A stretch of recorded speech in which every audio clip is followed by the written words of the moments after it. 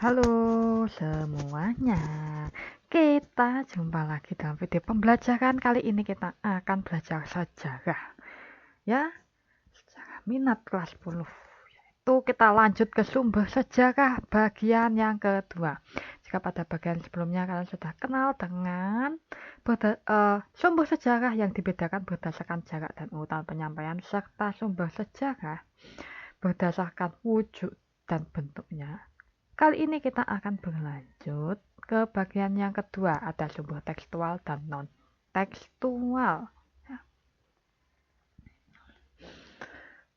Sumber tekstual memiliki pengertian sumber-sumber tertulis, baik yang ditulis tangan, diketik, maupun dicetak, seperti yang terdapat dalam prasasti, kitab-kitab kuno, laporan, surat kabar, buku harian, autobiografi, dan karya sastra. Ya, contohnya seperti pada video sebelumnya kan sudah ada. Ya, kalian tidak asing lagi dengan gambar-gambar berikut. Ya. Kemudian ke sumber non-tekstual. Sumber non-tekstual merupakan sumber-sumber sejarah yang tidak mentransmisikan atau menyampaikan pesan melalui tulisan, melainkan berupa gambar, ornamen, foto, rekaman suara, dan rekaman audio visual. Nah, berikut beberapa jenis sumber-sumber non-tekstual ya. Dibedakan menjadi dua, visual dan audio visual. Sumber visual. Sumber visual dan visual non-tekstual dari masa lalu ini memberikan banyak informasi yang berharga bagi sejarawan, karena seringkali kesaksian-kesaksian dari masa lampau itu tanpa kata, ya, tidak ada teks, sehingga seorang sejarawan harus menjabarkan kehidupan masa lalu berdasarkan peninggalan yang ada. Contohnya sebuah mata uang kuno, ya, bisa memberikan informasi bahwa masyarakat tertentu pada kurun waktu tertentu itu ternyata sudah mengenal pengolahan logam, terus pertanian, terus seni ukir, ya, potongan rambut, model pakaian, bahasa, huruf yang digunakan, kemampuan berhitung, sistem desimal, dan lain sebagainya. Wow, ternyata banyak sekali yang bisa digali, walaupun hanya sekedar kayak gambar terlihat. Demikian pula dengan contoh-contoh yang lain, ya, seperti bangunan, ya, bangunan bisa berupa piramid, candi, ya, kemudian pecahan keramik, hiasan dekoratif pada patung, kemudian relief candi, ya kan termasuk sumber visual. Ya, gambar-gambar peta, perangko kuno, dan materai kuno ini merupakan contoh-contoh sumber visual non-tekstual yang banyak memberikan informasi penting bagi sejarawan. Nah, dalam perkembangannya, seiring dengan kemajuan teknologi, sumber-sumber tekstual ini bisa menjadi semakin beragam. Ya, seperti foto, logo, lambang partai, sketsa topografi, perencanaan kota, tabel-tabel statistik, mikrofilm, gambar bergerak atau film, kartun, audio klip, dan sebagainya. Contohnya seperti sebuah foto dari zaman tertentu, ya, yang seringkali memberikan informasi berharga tentang kehidupan masa lampau, yang seringkali disebut sebagai jendela masa lalu. Misalnya seperti foto pada layar kalian, ya, foto keluarga Belanda.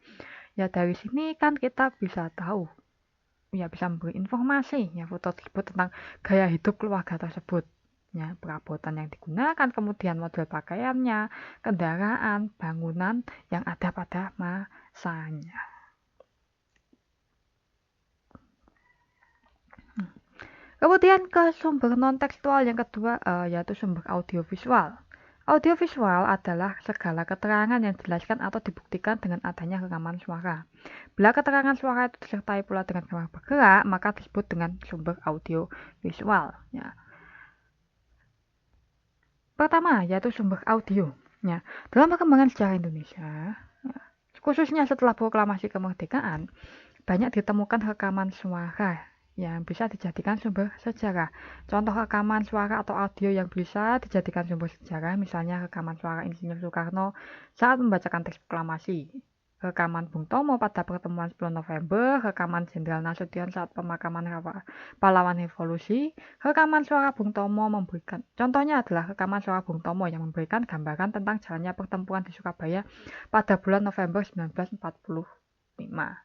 Ya, nampak pula peranan Bung Tomo melalui suara, ya, dalam memberikan semangat kepada para pemuda di Surabaya untuk berjuang mempertahankan kemerdekaan. Ya, contohnya seperti ini. Kita semuanya telah mengetahui bahwa hari ini tentara Inggris telah menyebarkan pamflet-pamflet yang memberikan suatu ancaman kepada kita semua. Kita diwajibkan untuk dalam waktu yang mereka tentukan menyerahkan senjata-senjata yang telah kita rebut dari tangannya tentara Jepang. Nah, jadi melalui rekaman suara tersebut ya, rekaman suaranya Bung Tomo, kita bisa tahu ya bagaimana sih suasana yang terjadi saat peristiwa pada masa itu berlangsung. Nah, menegangkan atau mungkin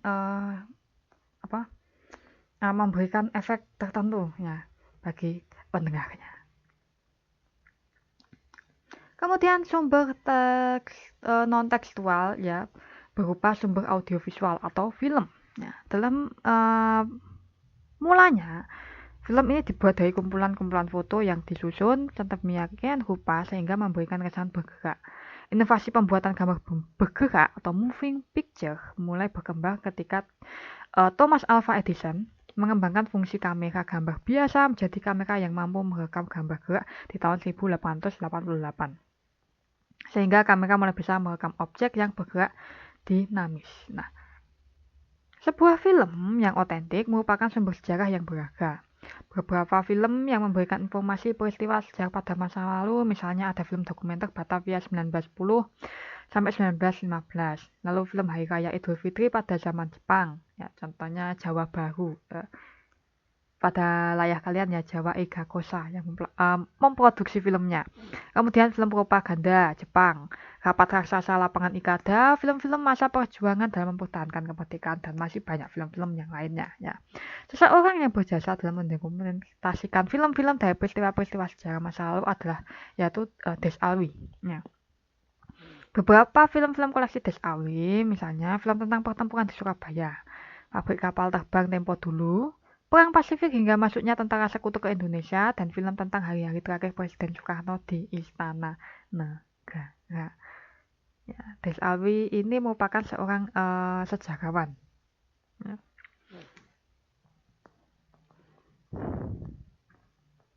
Sumber-sumber non-tekstual seperti gambar, foto, rekaman, audio, film audiovisual memiliki kelebihan sebagai sumber sejarah karena sumber-sumber tersebut dapat mengungkapkan sesuatu yang tidak terdapat dalam sumber tekstual. Tetapi film sebagai sumber sejarah memiliki kekurangan sebagai berikut. Ya. Diperlukan kemampuan dan keterampilan untuk membaca dan menafsirkan pesan-pesan tersirat seperti yang terdapat dalam gambar, foto, rekaman, suara, dan film. Yang kedua, dengan kemajuan teknologi, ya, baik gambar, foto, film itu bisa dengan mudah diedit sehingga diperlukan kemampuan dan skill untuk menganalisa otentisitas atau keaslian dari sumber tersebut. Yang ketiga, bahan-bahan yang digunakan baik berupa kertas untuk menyimpan gambar dan kaset atau disk untuk menyimpan foto, rekaman suara, dan film mudah rusak karena proses kimiawi sehingga diperlukan perawatan yang baik. Nah, kekurangan sumber sejarah visual dan tekstual yaitu kesulitan dalam menentukan waktu yang tepat sehubungan dengan peristiwa yang terdapat dalam sumber. Ini karena seringkali tidak ditemukan tulisan tanggal, bulan, tahun pada sumber-sumber non-teks. Wow. Kemudian berlanjut ke dokumen, artefak, dan fosil. Nah, penggolongan sumber sejarah lainnya yaitu dokumen, artefak, dan fosil. Kisah sejarah dapat diungkap dari sumber-sumber sejarah yang berupa dokumen, sedangkan kehidupan masa praaksara dapat diungkap melalui peninggalannya yang berupa artefak dan fosil. Dokumen yang pertama. Dokumen berasal dari bahasa Latin yaitu docere, yang berarti mengajar. Menurut Louis Gossard, dokumen memiliki dua pengertian sebagai berikut. Satu, sumber tulis bagi informasi sejarah. Ya. Sebagai kebalikan daripada kesaksian lisan, artefak, peninggalan terlukis dan petilasan-petilasan arkeologis. Yang kedua, surat-surat resmi dan surat-surat negara seperti surat perjanjian, undang-undang, hibah, konsesi, dan lainnya. Ya. Lebih lanjut, Gossard menyatakan bahwa dokumen dalam pengertiannya lebih luas berupa setiap proses pembuktian yang didasarkan atas jenis sumber apapun, baik itu yang bersifat tulisan, lisan, gambaran maupun arkeologis. Ya. Mengenai bahan-bahan dokumen tersebut, Sartono Kartodhejo menyebutkan berbagai tipe seperti autobiografi, surat kabar, surat-surat pribadi, catatan harian, memorial, clipping, dokumen pemerintah swasta, ya. Bahkan untuk saat ini, foto, tip, film, mikrofilm, ya, CD, ya, data di flash disk, ya, itu bisa dikatakan sebagai bahan dokumenter.